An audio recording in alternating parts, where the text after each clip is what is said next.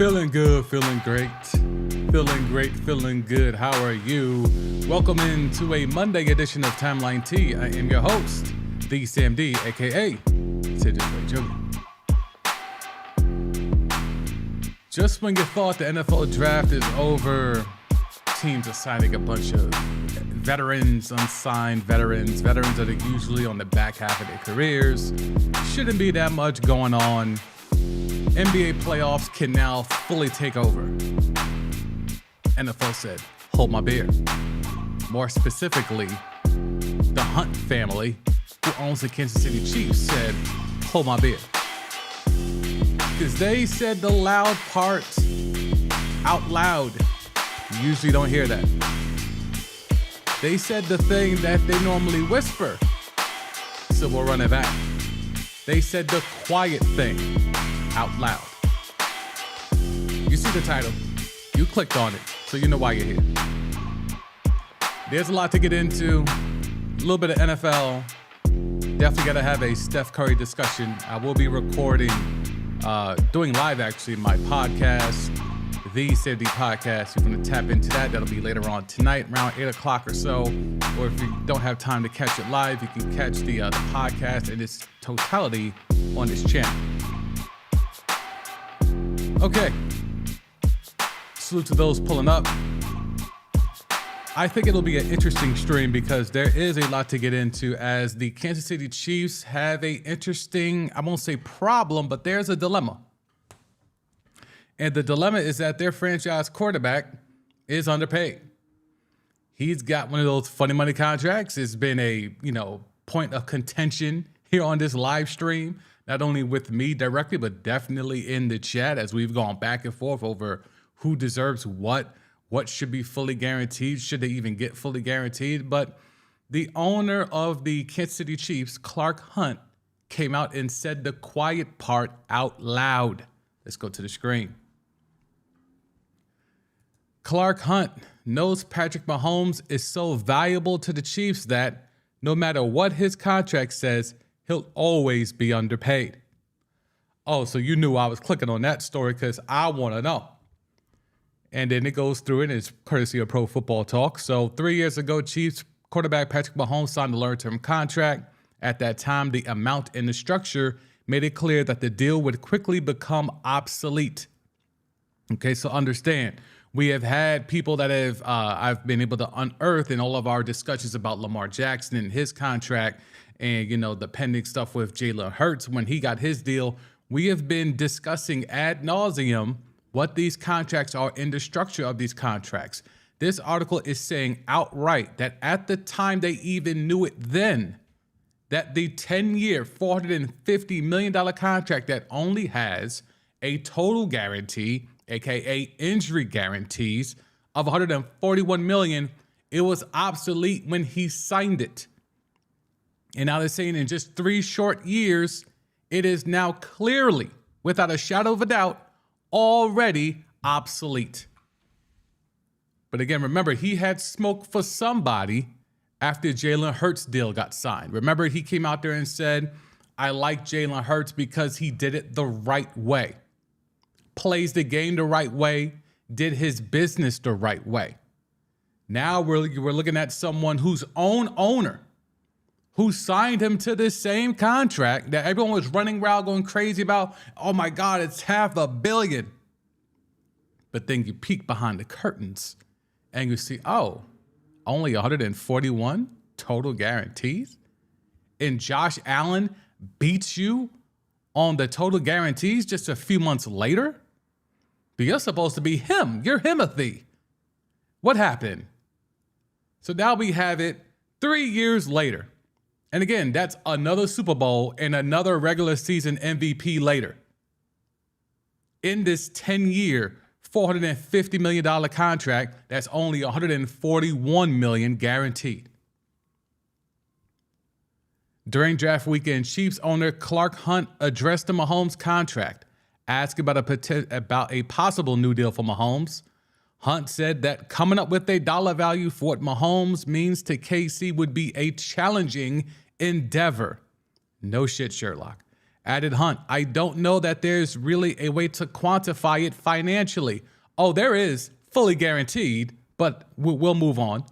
And no matter what he makes over his career, I'm sure one way or another, he'll be underpaid. Can you imagine? You signed a deal that is ballooned in total value to be 450, and there were even reports prior to when the dust settled about the 450 that they would even say it's going to be over 500 million in total value. I guess if he hits every single incentive in that contract, it can be up to over 500 million. I believe 503 million. Imagine the person who gave you that deal saying, there is no amount of money we could pay you. You will always be underpaid. Then why did I sign a funny money contract? Why did I sign a backloaded contract where I have to be on the roster at 36 to see a significant bump in pay? And this is all that I've been saying. When you have arguably the best, you know what, not even arguably, when you have the best quarterback in the game, and he is signed to a funny money contract that is backloaded so much to the point that his own owner is coming out and saying, yeah, one way or another, he'll be underpaid. Y'all let me know what y'all see here, because I took a lot of heat for saying Lamar's deal isn't that great. I took a lot of heat. I guess I was being propped up to sort of Lamar sympathizer or empathizer, when all I was saying was, if you're at this point in your career, you have the leverage to negotiate a better deal than those before you. The blueprint has been laid. You can follow it, but you got to stick it out.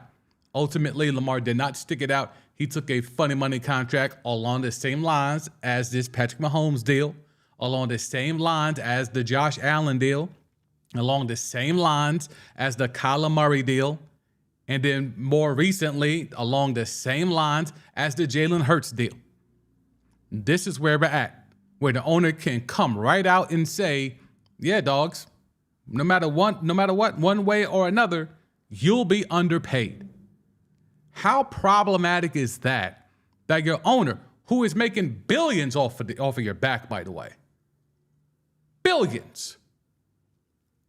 If the Hunts were to sell this franchise, it would be large part, the balloon payment would be in large part, not just because NFL teams never go down in value, but also because you have Mahomes locked in for another 7 years on this contract. So in theory, you have the best player, and if you don't want to give him the best player, certainly the best quarterback in the league in lock and tow for 7 more joints. Yeah, this is problematic as hell, and this is all I've been trying to push about, because these owners know what these contracts are. They know what they are. Imagine if someone with the power and the respect and the clout of a Mahomes said, I want fully guaranteed. And again, them saying here, Hunt said, what? I don't know that there's really a way to quantify it financially. Oh, there is a way, by doing what the Browns did, by doing what the Vikings did, and by doing what the Packers did on the back half of Aaron Rodgers' career. Straight cash, homie, all guaranteed. That's how you can change things financially. That's how you can quantify it financially. Fully guaranteed. And I may be banging this drum and I could be on an island, but the more, if you just pay attention, they are telling you what it is off rip. If you just pay attention, read the words, and understand how this stuff goes down. This man said the quiet part out loud in front of a microphone. And this story is not doing any type of numbers. Everyone just blinks and goes about their day. That the man who was, if he hits every incentive, is going to get $500 million, and his owner is saying, yeah, he'll still be underpaid. And the thing is that we just take that information and just blink and go on to the next thing. The story goes on. That's true. He will always be underpaid, but he's grossly underpaid in comparison to other quarterbacks who aren't him. Now, let's break down that piece right there, because that's why the Lamar thing was such a problematic part for me in the end, because everyone has their turn. What you do on your turn is what you do, okay? You negotiate what you negotiate. It's a trope, but it does matter. But it was Lamar's turn, just like it was Jalen Hurts' turn. Now, in theory, Jalen Hurts had less leverage. He's a second-round pick. You know, the years prior, Philly was kind of iffy on him, even though, you know, it's trending upward. But then you make the huge jump when they put more talent around you. And then you get to a Super Bowl. As a second-round pick, he had no choice but to take the best deal imaginable for him. He didn't have the leverage. Kyler Murray, #1 overall pick.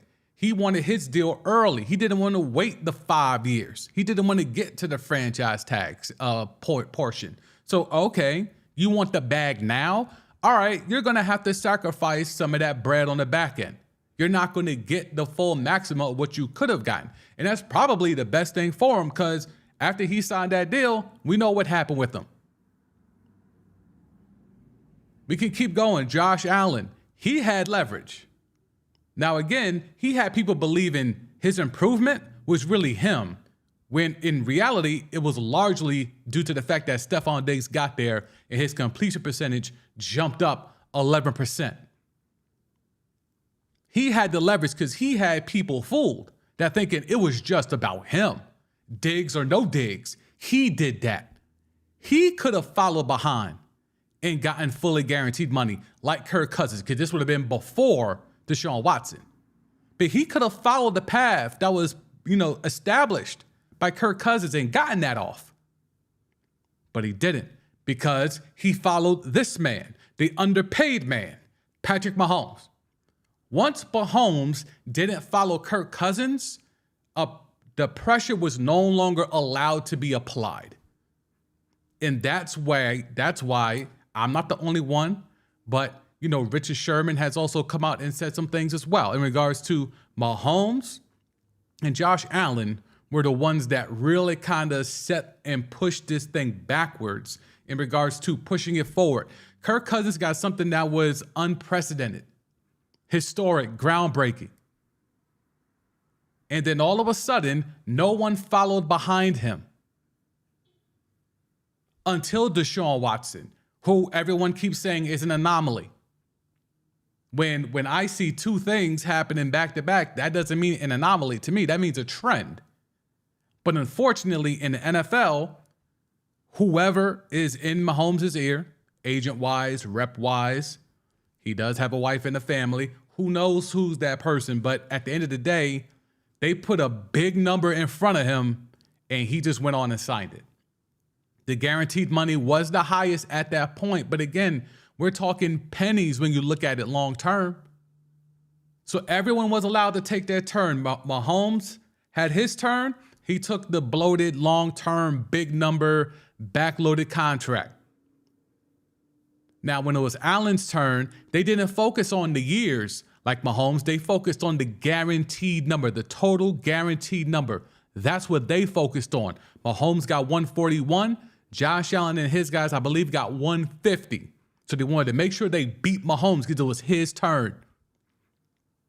Then Kyler Murray jumped up early. He wanted his turn. Again, not 10 years long term like Mahomes, but he wanted to beat the guaranteed number. And he did. He got, I believe, 170, 169-ish, or 159, somewhere in that range. And he beat Josh Allen. Therefore, when Jalen Hurts got his deal, again, he didn't sign the long term. His people, his representatives, focused on the total guarantees. And the total guarantees got him to be 179, which was then the record. And that's why, because again, it was his turn. And that's why with this whole Lamar thing in it being his turn, he had a real chance to stand out and be the guy. Be the guy that says, you know what, everyone's taking their turn and all they're worried about is a total guaranteed money. When these few guys over here, we're talking Kirk Cousins, we're talking Aaron Rodgers on an extension, and we're talking Deshaun Watson. All these guys were able to get it off fully guaranteed. Why can't I follow that? Now, there's been a lot of people that have said, well, Lamar's never come out and said he wanted fully guaranteed money, and that's fine. There's been a lot of reporting that has unearthed a lot of the truth in regards to what was actually there on the table in front of him. So I personally do not need Lamar to say the words, yes, I wanted a fully guaranteed contract. Now, when they do this announcement, when they have Lamar up there, maybe someone asked him, and maybe Lamar's transparent. Most likely, though, I don't think he's going to say it, because if he does say, yeah, I wanted fully guaranteed money, but I couldn't get it, so I took whatever this bag was, that won't be the most invigorating towards the movement. That'll be admitting the loss. So you curve the L by saying, no, this is what me and my team worked out. This is the type of deal I was looking for. You say all the right things. Okay? So this is where it was his turn. Now, if the Chiefs want to go about making this right, and they want to find a way to quantify this financially, there's only one way. Either you take that $450 and make it completely guaranteed, or you tear up this contract and give him a new one and make that fully guaranteed. Now, in theory, he'll still be underpaid, but he'll be a lot more closer to being quantifiably market value than to where he'd be with if he just keeps continuously signing these funny money contracts. And again, they just keep breaking down this contract. And I've been breaking it down here on this stream. I've been here breaking down this contract and telling y'all and showing y'all how wild it is and how low the numbers are. If you look at the 3-year cash flow numbers that this website posted last week, Mahomes was 10th. 3-year cash flow. So the amount of money you get amongst the first 3 years of the contract, Mahomes was 10th. Why is he 10th? Because the amount of guarantees he got was mid 141, and a lot of the money he has to wait to the back half of his career to collect. And this is before the Lamar deal. As his next sentence says, after Lamar Jackson details are released, Mahomes will surely be 11th of 11th. So he's just going to continuously falling down. But again, remember, he was giving props to Jalen Hurts for doing things the right way from a business perspective. Do you think Mahomes regrets that 10-year, $450 million contract? It sounds huge. It sounds amazing. Because again, we can go here to Sports Track, to Spot Track, and they got #1 contract because it's just total value. Total value. Average, adjusted average value. It's not really top, but again, guaranteed at signing. 63 signing bonus, guaranteed. And total guarantees, 141. And you see the Lamar deal, although all the details had been put out there, we know the total value, 260, which is the adjusted average value of $52 million a year. That's including all the funny money, just like the Mahomes, including all the funny money. And then you had the total guarantees, 185. So just in 3 years, he went from 141 being the big number to now 185, and he's going to be 11th. And then you're talking about Josh Allen. Again, he got 150 guarantee because he got it right after Mahomes, so he had to beat Mahomes' number. He didn't want the 10-year contract. He just wanted the total guarantees. He focused on that number. Jalen Hurts, same deal. He didn't sign a 10-year deal like Mahomes. Mahomes is the only one. You see it here. Josh Allen gave him 6. Mahomes the only one that jumped out here and just signed his whole life away. And then you see Jalen Hurts here, 110 at signing, 179. So again, he just had to beat what was then Kyler Murray, right? Russell Wilson, Kyler Murray right here, 159. So just beating that number. So Mahomes was first, he got 141. Josh Allen followed, he beat him with 150. Then Kyler jumped out there and got 159. Then Jalen jumped out here last week and got 179. And the Lamar, assuming after not being able to get a fully guaranteed contract a la Deshaun Watkins, a la Aaron Rodgers, a la Kirk Cousins, settled on a funny money contract, but made sure he beat Jalen Hurts with the 179 by getting 185. Man, when your own owner says you're underpaid and there's no number we could pay you to match the numbers you're bringing in, that has to hurt, bruh. That has to hurt. He signed away 10 years. And your own owner is saying, coming up with a dollar value for what Mahomes means to Casey would be a challenging endeavor. I don't know that there's really a way to quantify it financially. How about Mahomes says that? Ask Mahomes if there is a number to quantify. And no matter what just the gall of this statement, no matter what he makes over his career, I'm sure one way or another, he'll be underpaid. I'm sure one way or another, he'll be underpaid. Yet I'm bugging for calling these dudes out for signing sus contracts. I'm a hater. Crazy. Absolutely crazy. I'll let y'all marinate on that. As y'all see, there's really not that much more to it because there's no pushback. You can't fight these numbers. The numbers are there. 10 years, 450, only 141 is guaranteed. Everyone after you has blown by that number because it was their turn. When it was your turn, you didn't do enough. That's really what it comes down to. When it was Patrick Mahomes, and don't forget, this was after the first Super Bowl, after the first MVP. So it's not like, the Jalen Hurts thing where he just got you to a Super Bowl. You're not really sure. No. Super Bowl win. Super Bowl MVP. Regular season MVP. He showed you it's him. And you took a backloaded contract when it was your turn and you had the most leverage. How much more leverage could you get to be that young, that good, that successful, that early on? And you are put in a 10-year contract that is backloaded to your 36. Meanwhile, Josh Allen shoots right by you. Kyler Murray shoots right by you. Jalen Hurts shoots right by you.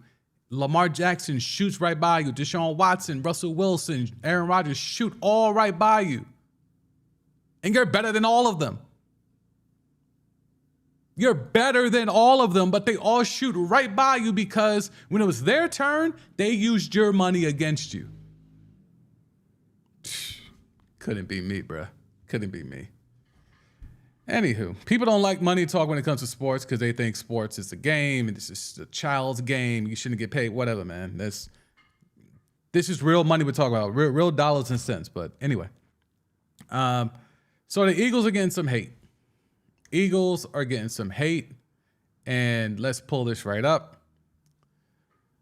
Some NFL executives around the league are getting, quote, annoyed, end quote, with how much praise Eagles' Harry Roseman has been receiving during the draft. Haters are gonna hate.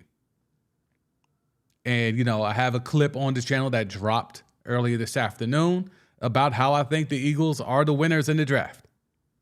So maybe I'm one of the ones that they're also getting annoyed at, okay? Because, again, they got gifted Jalen Carter, and all they had to do was to give the Bears a 4th-round pick to move up to the spot to secure the fact that they're going to get their guy. That's all it cost the Bears to move back was a 4th-rounder, knowing that the Eagles were only moving up for one reason, to get one particular guy. And the ransom you had and you held was just a 4th-rounder.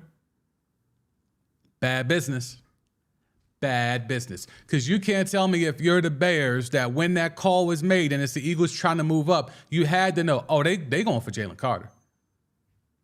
They going for Jalen Carter. Now, you could play this two ways to say, well, hell, if no one else is calling us because they don't want Jalen Carter and it's only just the Eagles, they're bidding against themselves, well, then let's at least get something and move back, get the guy we were going to take at 9 anyway. That's a very sound and safe strategy.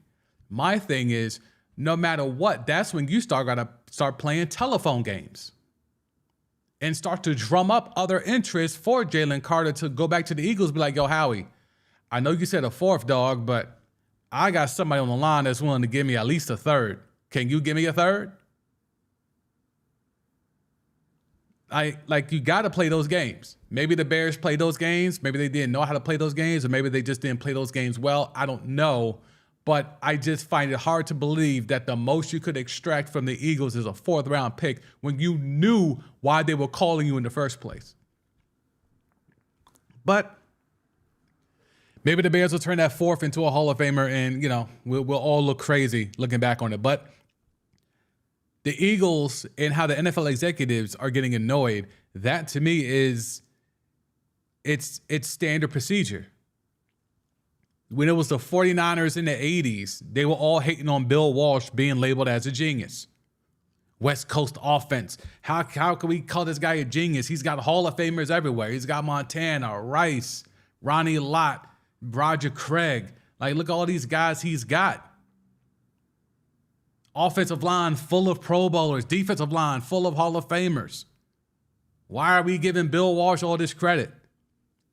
Then the 90s happened, and it was the Cowboys' turn. Triplets. Well, you give me Emmett, Troy Aikman, and Michael Irvin. I could win 3 out of 4 Super Bowls.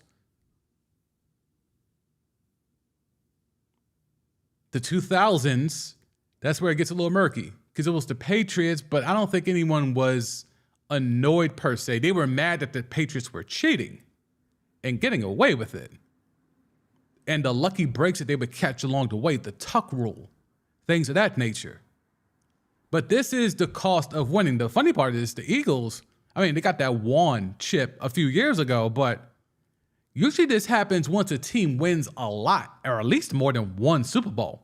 The fact that the hate has come out for the Eagles and Howie Roseman off the strength of just one Super Bowl is kind of hella that part is the part that's new to me. That part is the part that is new to me because I'm having a hard time understanding, but what are you getting annoyed at? Georgia had one of the most historic defenses we've ever seen.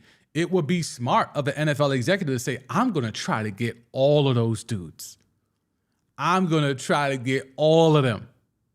And that's been the stories that have been coming out is that, when they went to go scout some Georgia-specific players, Howie and the Eagles are just like, yo, all these dudes is nice. Can we get all of them? How many of these dudes can we get? It's not just like this whole thing runs off one player. They're just like, no, every single dude is top tier. So how about I try to get as many of those at the next level on my squad? That sounds like a smart-ass strategy to me. Teams have been doing it for years. There's teams that only draft from big schools. If you go by, draft pick by conference every year, all these teams are more or less picking from the Power 5. Yes, you have your outliers here or there, some mid-majors maybe thrown in, maybe some D1A guys or whatever, but more or less, they're all drafting from a pool of Power 5 conferences. So just because Howie says, well, I'm going to one-up you, I'm not just going to draft Power 5. I'm going to draft from the one team that has potentially the greatest defense I've ever seen. This is Howie speaking, not me. But if I see a team that is so stocked with top-tier defensive talent, why wouldn't I try to go and get all those guys? Why wouldn't I do that? Why wouldn't I pull up and try to make that happen? Why wouldn't I collect as much of those players as possible? When Bama was running shit, we had all those guys. Every year, people trying to get somebody from that Alabama tree. Because they're trained up for that level. They're trained up to be in the NFL. So how come now that the Eagles and Howie Roseman are saying, Georgia's got the biggest dogs right now, they got all the horses, all right, I'm drafting as many top-tier dudes as I can get from Georgia. Why is that suddenly a problem? Why is that suddenly a thing to not do? The NFL and sports in general is always a copycat league. Why aren't other teams copycatting the same thing? Again, why would the Bears, who need defensive line help as well, why would they allow, knowing how Howie Roseman moves, why would they, if you see them trying to get up to get Jalen Carter, as the Bears, wouldn't you think, you know what? Maybe we should spin the block on our evaluation of Jalen Carter. Maybe we should try to figure out if maybe we missed something. If the team that has drafted Nakobe Dean and Jordan Davis the year before, that already has Fletcher Cox and Riddick on that D-line, and they're calling us about another D-lineman, then maybe us, who don't have the type of D-lineman that the Eagles already have in the tuck, maybe we should spin the block on our draft grade, on our evaluation grade on Jalen Carter. Because why are they fiending to get one spot above us to make sure they get this guy? But instead, no, just give us a fourth. We don't want him. How about you play keep away? No. So I don't understand it. I don't know why the Eagles are getting such hate. Like, I get it, but they only have one Super Bowl. And, you know, we could argue about Joe Douglas's impact. Like, he's up there with the Jets and he's doing similar things with the Jets. So, again, we can't even say it's all Howie Roseman. Are people doing this because they're trying to put Joe Douglas' name back in the mix as the guy who really set this whole thing off? Is that what this has come to? Is it a Joe Douglas versus Howie Roseman thing?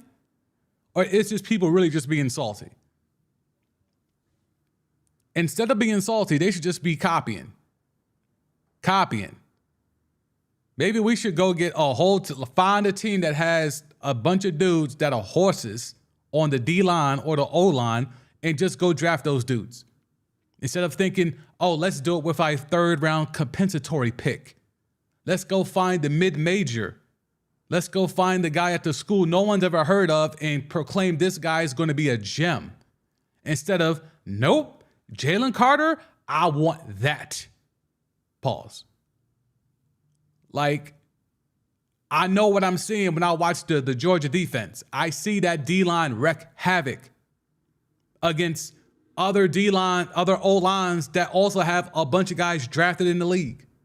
So if they could do that to them, then why not? Why not? Crazy, man. Absolutely crazy. Absolutely crazy. Problematic. It's problematic. Haters are going to hate, though. And they're even on this stream. All right. So we'll move. Steph Curry. 50-piece against the Sacramento Kings in Game 7. And it was on the road. The road that they had a horrible time in the regular season and even struggled early in this series. But when it came down to it, games 5 and 7, they took care of business. And as much as I'm not a Steph guy, there are a lot of people that are now putting Steph in the best point guard ever conversations next to or ahead of Magic Johnson. And that is still blasphemy in my eyes.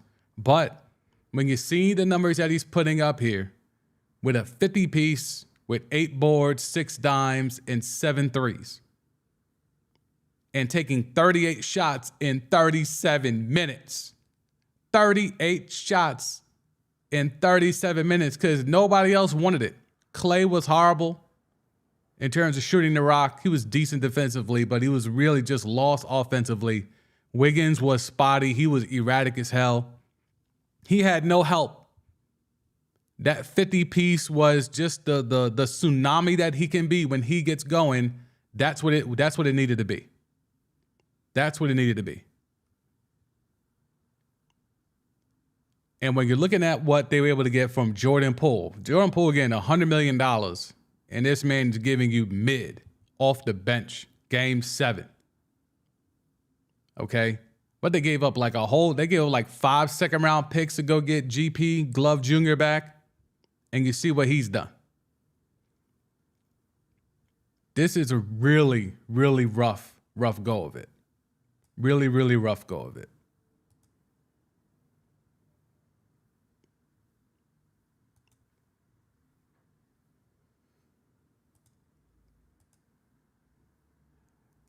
All right, so let's see here. If you're the Kings and you're trying to navigate as to how can you rebound from this, you can use the old trope of, oh, well, they were able to get some playoff experience. They were able to get the type of knowledge that years later they're going to use this to leverage. And I'm really not rolling. They had a chance early in this series to put the hammer down, and they just could not do it. Domantas Sabonis, who everyone was like clamoring to see him in the bright lights, could not get it done. Don't let these numbers fool you. These numbers are mid. To what he can do, these numbers are mid. He's got 8 boards. Do we really need to go to Kevin Looney's numbers? 21 rebounds, including 10 offensive. And who was in charge of trying to box him out? Right, Domantas Sabonis. So problematic as hell that the Kings, who again, they got Domantas Sabonis for Tyrese Halliburton. Halliburton is a better player by and large than Domantas Sabonis to me and to people that I trust in and around this league. So they chose to go with a high-low thing of De'Aaron Fox and Domantas Sabonis instead of going with a power backcourt of De'Aaron Fox and Tyrese Halliburton. And after you saw De'Aaron Fox, Keegan Murray, Terrence Davis, Monk a little bit, all these dudes get sliced and diced by Steph, on the way to a 50-piece. I said it on the Elon app. I said, you know what they need? They need an offensive guard, because clearly De'Aaron Fox put up 16 on only 19 shots in Game 7 at the crib. So clearly he was not ready. This stat line to me screams you're not ready. But in regards to what else he needed another guard who could play defense to take the pressure off of him, because De'Aaron Fox is not a good defender, okay? Terrence Davis, he tries hard, but he's just not a good defender. Malik Monk, not a good defender. Keegan Murray, he's a young try-hard, but he's not a good defender. Kevin Huerter, same deal. So it's like you got all these guys who are just mid or okay at playing defense, but they needed a guy who can get buckets and play defense, and they shipped that guy off for the guy that got out-rebounded by Kevin Looney in Game 7 at the crib. That's a problem, okay? That's an absolute problem that they can pull up and have Domantas Sabonis be their guy. And again, he's had a good year. Sure, he's okay. He wasn't even bad in Indianapolis. He just ain't no Tyrese Halliburton to me. So even if we want to go, not last 5 games, yeah, go to this year. These are really good numbers, right? 19 and 12 led the league in rebounding, right? 19 and 12. He's shooting 61, 62%. We'll round up 62%, 37% from 3, but he doesn't take a lot of threes, so that's kind of null and void. Effective field goal percentage over 63%. So that's really good, especially for a big. Like, these are really good numbers. However, once you start digging, where is it? That's not it. Nope. Per 100 possessions. Okay. 114 defensive rating. That is not good. Okay. Now, De'Aaron Fox is not good defensively. You can argue that this is because of the dudes he plays with and not him per se. I'm telling you, as someone that has watched Kings games, I know there haven't been a lot of people out there. I'm not going to say he had sat here and say, I watched all 82, but I watched enough to get a sample size. Domantas Sabonis, this is who he is. He's been this way at Indiana. Now this you could say, now that we see him without Miles Turner, we can say this 107, 104, which is like really good defensive ratings. This is about Miles Turner. This is without Miles Turner. It's a difference, okay? So will the real Domantas Sabonis defensive rating please stand up? I think we've identified it here. And you got rid of that you gave up Tyrese Halliburton, who to me is better in every sense. No, we don't want to do that. Let's get to this current season. And again, this team didn't make the playoffs and so on and so forth, and you can have your feelings about him. But Tyrese Halliburton is a guy that if you really would have just left him alone, I feel he could have played off of De'Aaron Fox. Or in my world, I would have had Tyrese Halliburton be the lead guard. He'll be the point guard. And your man's De'Aaron Fox would be the 2 guard, off guard. That's how this coulda, shoulda went in Sacramento. Unfortunately, the powers that be wanted to do some high-low action, and Indiana was more than willing to give up Domantas Sabonis to get Tyrese Halliburton in return. And if we want to play this game out,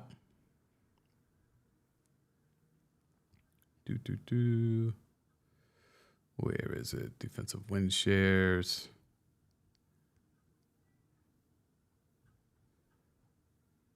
Okay. So now, if we're looking at it from a guard perspective, this right here, Top Billing, what's good? Thank you for pulling up. I appreciate it. What's the topic today? Oh, man, Mahomes is underpaid, bruh. And his own owner told him. His own owner told him that he's underpaid. So I touched on that early in the stream. You see the topic bar, Mahomes underpaid. Then we talked about people are hating on the Eagles draft. And now we're talking about Steph Curry. And not just Steph Curry, but, you know, the Kings dropping Game 7 at the crib, and how, if you really want to look at it, that whole, you know, Domantas Sabonis for Tyrese Halliburton trade, they really could have used Halliburton yesterday. They could use the guy that could play defense and score and get buckets. So they missed that yesterday in a major, major way. So we're breaking that down. Clearly, the big thing is we're getting Warriors and Lakers, Bron versus Steph, AD, Draymond, Clay, like all the players are playing at a decent level. Steph off the 50-piece, the highest point score, the highest point total ever in a Game 7. So we're going to get some really phenomenal basketball coming up here. And Warriors, Lakers, I'm still rolling with the Lake Show. I'm putting my faith in the fact that you just need to stop Steph. Whereas if we could go over the Lakers games, they've had damn near a different leading scorer in every single game. Every single game, they've had a different leading scorer. Let me go ahead and make sure and confirm that. This is playoffs? All right, cool. So let's start with that, right? No, we're going to go here with it. Okay. They won Game 1, leading scorer, Austin Reeves. Okay. Game 2, they took that L, but still leading scorer, LeBron. Game 3, bounce back, get a dub, leading scorer, Anthony Davis. Game 4, Lakers get it done again at the crib, leading scorer, Austin Reeves again. So Austin Reeves twice. And I think that's it, because wasn't it D'Lo in the last game? I think it was D'Lo. And in Game 5, Game 5, the Grizzlies fought back. My bad, I forgot that game. It was AD again. So I guess in the wins, they've had multiple scores. They have different scores every game, leading scores every game. And then the last game, the clincher game in Game 6, it was D'Angelo Russell, okay? So it will be an interesting matchup for me. You know, I put in the bet. I'll keep it a buck with y'all. I'll put in the bet early when the Lakers stunk. I had faith. I said, Lakers still coming out the West. I ain't concerned. And then once they made all them trades, I spun the block and made another bet on another book. Like, yep, Lakers coming out the West. So we'll see. Todd Bill and Curry owns LeBron. Well, he didn't own him when he had that 3-1 lead, right? He didn't own him when he had that 3-1 lead. He didn't own him in 2016. He owned him when he had Kevin Durant. Word. When he had a better play than him on the squad, yeah, he owned LeBron then. When he had to go when he had to recruit Kevin Durant. So big facts. But now when you talk about these matchups, Kevin Looney's not getting 21 rebounds, 10 offensive against Anthony Davis. That's just not happening. So again, the Warriors are doing this without real bigs. And again, another reason why I said I don't know why they ever drafted James Wiseman when LaMelo Ball was right there and he'd fit better. Would you rather have Jordan Poole right now or LaMelo Ball? Whatever. Anywho, so this roster lacks a lot of size, okay? Tallest dude is 6'9", and he doesn't even play. That's Baldwin. Looney is 6'9". Draymond this is a generous 6'6". Like, this is who they're running out here with. Who's going to guard AD? I know Draymond thinks he can guard everybody. I know he thinks he could guard Shaq. But, like, who's going to guard AD? Who's going to guard D'Lo? Like, we could just run this all the way down. Like, who's gonna guard any of these dudes? And we could go to the matchups and just see splits. Can we see when they've had games against the Lakers? Yes, we can. There they are. Okay. So they have lost 3 out of 4 to the Lakers this year.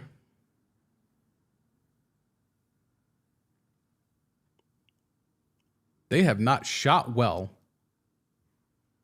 against the Lakers. They've shot 40% against the Lakers.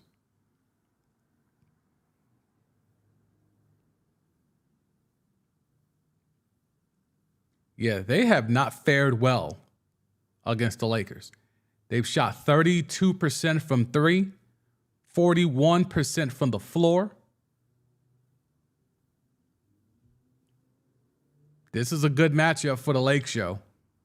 Now, granted, anything could happen. Steph can be the raging inferno like we saw yesterday in Game 7 against Sacramento. But this, to me, with the defense that the Lakers have instituted this particular offseason, this particular season, especially after the trade deadline, this ain't the same team from earlier in the year. This is not Russell Westbrook.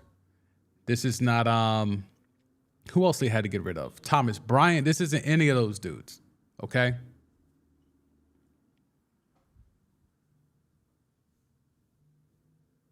Oh yeah, Pat Bev. This ain't Pat Bev. Like, all those dudes are gone. Like, this is a more cohesive team. This is a team that tries more. I still think Darvin Ham's rotations leave little to be desired. Like, you might get Tristan Thompson in this series.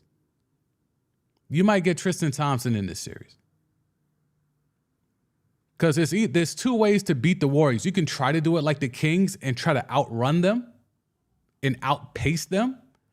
The Lakers roster is not built for that. The Lakers roster is to beat you up.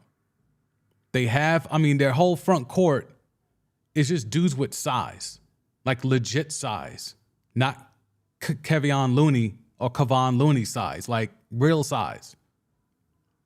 Anthony Davis should get a lot of buckets. LeBron will be LeBron. He knows what this means. I think LeBron thinks if he can get by the Warriors, he's coming out the West. I think he feels if he can get past the Warriors, he can get past whoever comes out of Denver and Phoenix. And I don't think he's wrong. But we shall see. But I'm really here because I think the Lakers are going to take them out. I think the Lakers get the Warriors up out of here. I don't do in games or whatever. Like, they're going to do this in 6 or 5. Like, that shit don't matter to me. It's all about, well, who's going to win? And I think ultimately the Warriors are going to take that L to the Lake Show. And Draymond could pod about it.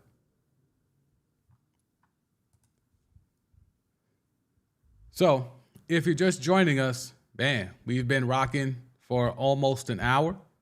And one part that you've missed that I will do a quick recap on is this headline here. It's probably why you clicked on it. Clark Hunt knows Patrick Mahomes is so valuable to the Chiefs that no matter what his contract says, he'll always be underpaid. That is what the owner of the Kansas City Chiefs said this past weekend during the draft coverage. And we broke down this article, and it is extremely problematic. And if I'm Patrick Mahomes, I am running to my agent. Because again, remember, everyone says you need agents. You know, when Lamar didn't have one, oh, he needs an agent. Mahomes had an agent, and the owner is saying, yeah, you will be always underpaid. But let's get to the specifics of it, and let's not put words in his mouth when he was nice enough to give us this type of heat in front of a microphone. Asked about a possible new deal for Mahomes, Hunt said that coming up with a dollar value for what Mahomes means to KC would be a challenging endeavor. Added Hunt, I don't know that there's really a way to quantify it financially. Understand, gave this man 450 M's. Now, a lot of it is backloaded, but in essence, 45 a mil for 10 years if we include the funny money. I don't know that there's really a way to quantify it financially. And no matter what he makes over his career, I'm sure one way or another, he'll be underpaid. That man said that and said it with his chest. But play games. Y'all keep playing these contract games and just only worried about the total value. And let them inflate your numbers with funny money. Y'all go ahead and do that. Couldn't it be me? Could it be me? You're not going to have me work hard today and promise me money 5 years from now. Couldn't be me. But in sports, because it's a child's game, this is what these athletes are made to do.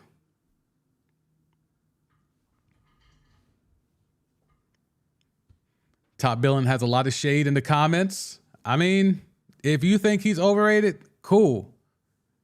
There's a lot of numbers that says he's not. And if you can name better quarterbacks than him, then have a blast. But there's not too many. I might give you one name that I'll allow people to put out there that's better than Mahomes. And he plays in New York now. If it ain't that name, and even that's not really true, but I'll let people get it off. But if it ain't that name, that's it. That's it.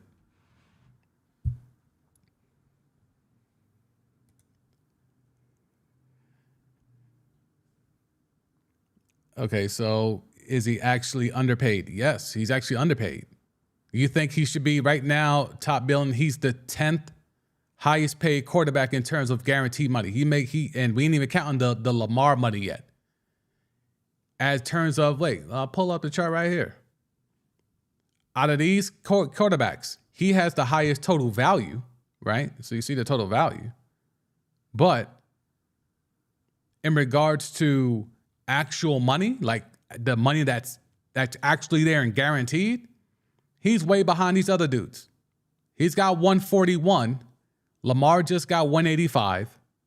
Josh Allen got 150 right after Mahomes got 141. Jalen Hurts got 179. 161, I believe that's Russ, right? Yeah, that's Russell Wilson. 159 was Kyler Murray. So after Mahomes wins a regular season MVP and a Super Bowl, he gets $141 million.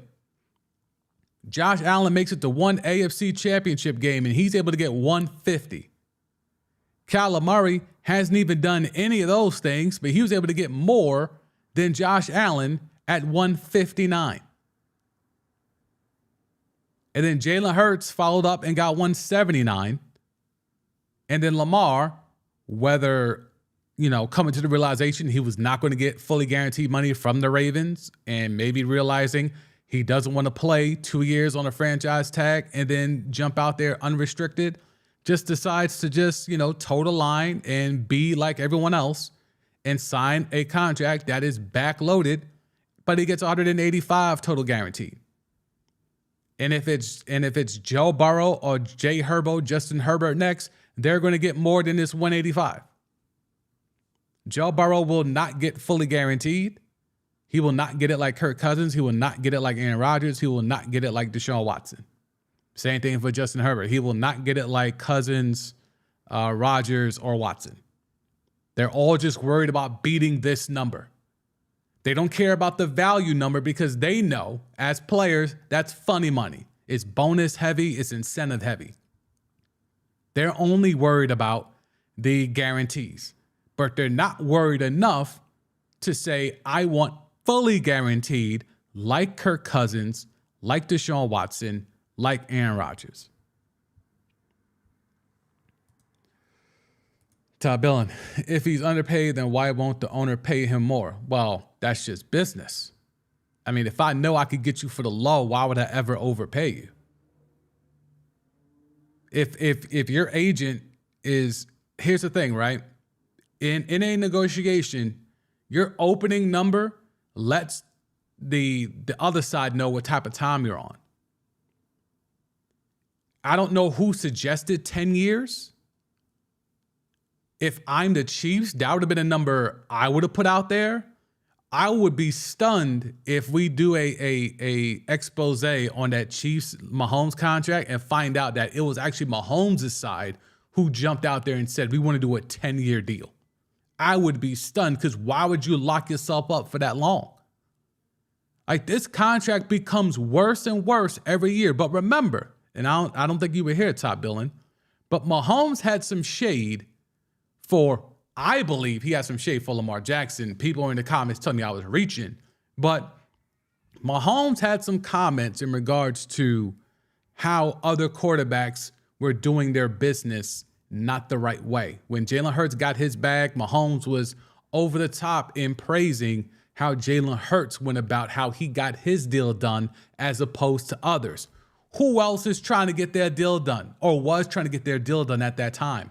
Lamar Jackson. But, you know, people couldn't do that science. It was over their head.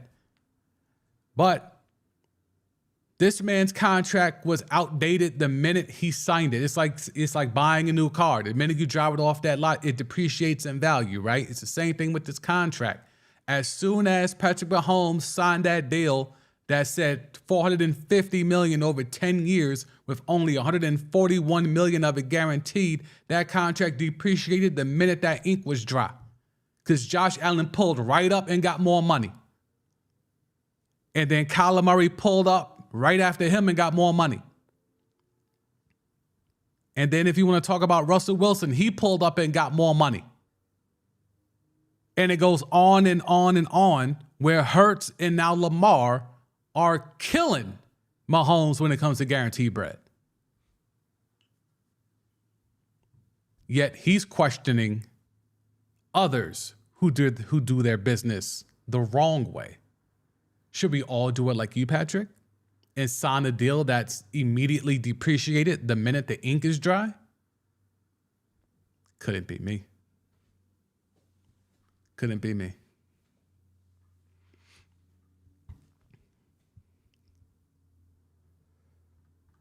I will do one last check of the timeline. I have to do a lot. We're doing a lot of content today. We're doing the podcast later on tonight.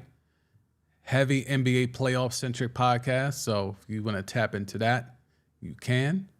Let me just double check real quick where we at on time. We're about an hour in. Okay, that works for me. Let me do a quick check of the timeline. Make sure we're not missing any stories. Pretty solid for a Monday. I really wasn't expecting a lot of tea to be dropped on the timeline today, to be quite honest with you. But we got a respectable amount of information out here. Let's see. Dove got anything? Aaron Rodgers practiced today. That doesn't matter anything. D-Hop is denying the trade reports. Okay. Yep, there's nothing really new here. All right, we're going to call it a wrap early. We did an hour. We just crossed the hour, so that's good enough for me. All right, so if you want to pull out to the pod, that'll be later on tonight around 8 o'clock. If not, we'll be right back here on Timeline T. We do it every Monday through Friday throughout to the NBA playoffs at least. After that, we're probably going to scale back. But at least through the NBA playoffs, through the NBA finals, we will be right here doing Timeline T Monday to Friday from 4 p.m. Eastern. So for me, the Sam D, Sid Duzame Jr. for Timeline T. I'll catch y'all. Peace.